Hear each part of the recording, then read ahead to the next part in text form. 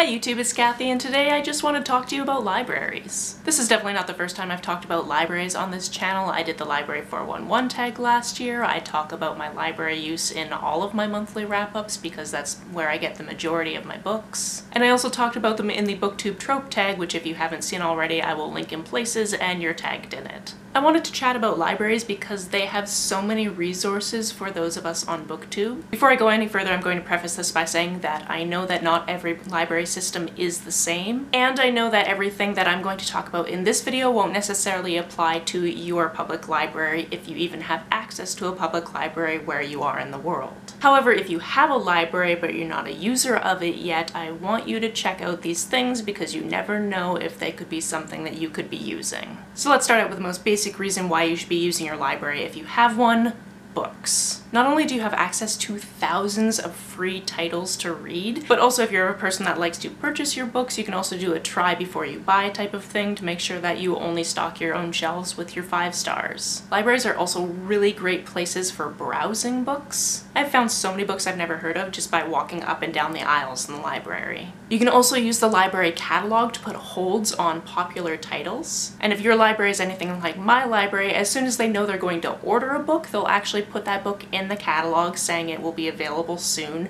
and then you can start putting holds on those books. That way when it does come in, you are at the top of the list. Obviously it's different everywhere, but my library lets you take out up to 60 items at a time, which means you can put holds on 60 items at a time. And one of the ways I manage my TBR is I will put holds on things and then I will suspend the hold on my account. You can either do this with definite dates, say you're going on vacation and you don't want all your holds to come in while you're not in the city. But on my account you can also suspend it indefinitely, so you can just take the suspension off when you actually want the book and when you've gotten to the top of the list. Again, this makes it so all of your books don't come in all at the same time. Because as delightful as that is, it is also very overwhelming. One of the complaints I've heard is that I checked the library catalog and my library doesn't have that book, so I guess I just have to go buy it, and there are other things you can do about that. Firstly, you can request that your library buy that book. They won't always buy the book, but you can make a really good argument as to why they should. I do this all the time. The other route is interlibrary loans. If any other public library in Canada, or some of the universities or colleges for that matter, have a book that I want,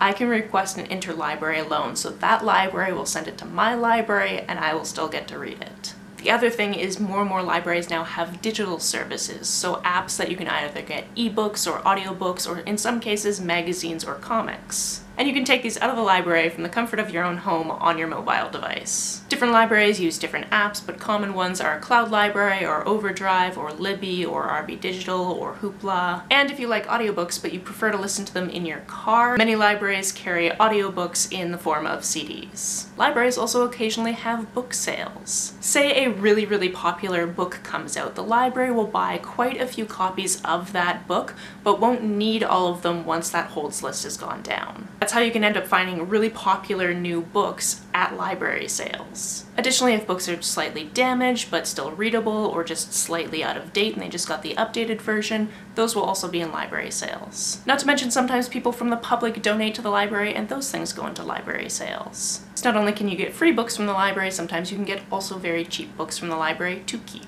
Another way you can use libraries to further your BookTube goals is book-to-movie adaptations. Libraries are not just books. It actually blew my roommate's mind when I told him he could get video games at the library. But say you wanted to read Dumplin' and also watch the movie, you can do that through the library. You want to see how The Handmaid's Tale stacks up from the book to the TV show, you can do that through the library. Libraries have movies and shows and soundtracks. And then again, of course, in the case of game-to-book or book-to-game adaptations, you can play the game, you can read the book.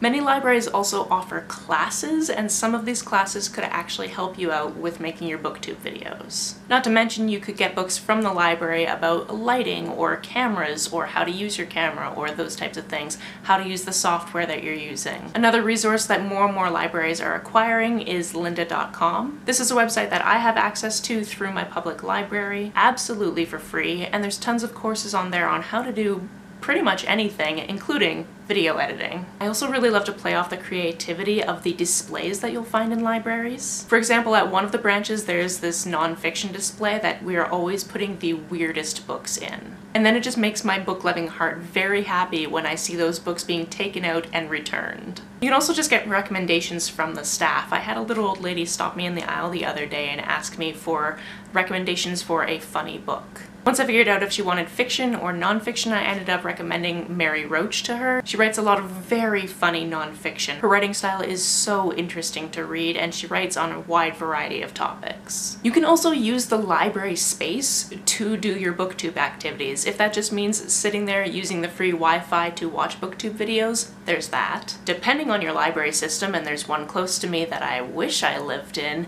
you can actually go there and use rooms for filming and use their computers for editing. I am so jealous of the suite that Vancouver Public Library has set up. I would be there all the time if I lived in Vancouver. But you can also use the space to sit there on your own laptop, edit, upload, caption, all of those things you can do at the library. And finally, libraries also occasionally have book clubs. So if you want to feel for what it's like to discuss books with people in real time, you can join their book club.